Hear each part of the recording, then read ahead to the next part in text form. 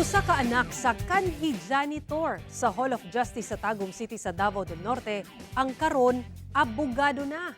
Sumala niya dili babag ang kapit-o sa kinabuhi aron mulampos.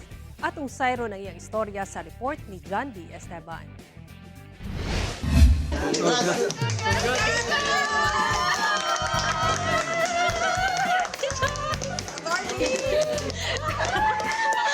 Certified Public Accountant na, abogado pa.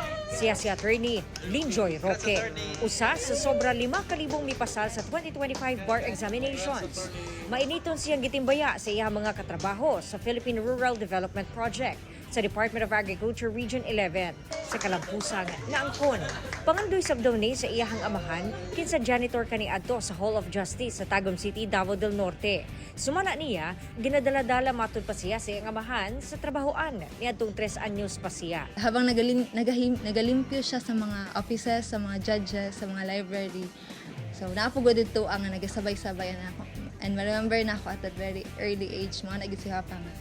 Basahon na ni mga libro, next time mag-lawyer pod ka ha. And nag-instill siya sa ako at Apan dili sayon ang iyang giagian. Nakita niya ang pagpaningkamot sa iyang mga ginikanan. Ang iyang inahan, ga-sideline lang nga maninda og magbuhi og baboy aron makatungha sila nga tulo ka magigsuon.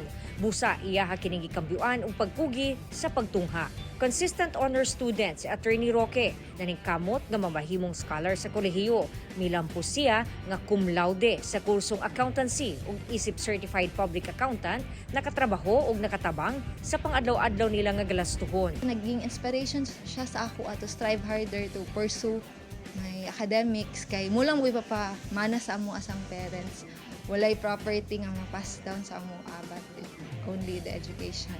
Lisod ang law school, ilabi na kung usa ka working student. Sama ni Attorney Roque. Apan sumala niya time management, determinasyon ug pagsalig sa kahitasan ang susi sa iyang kalampusan.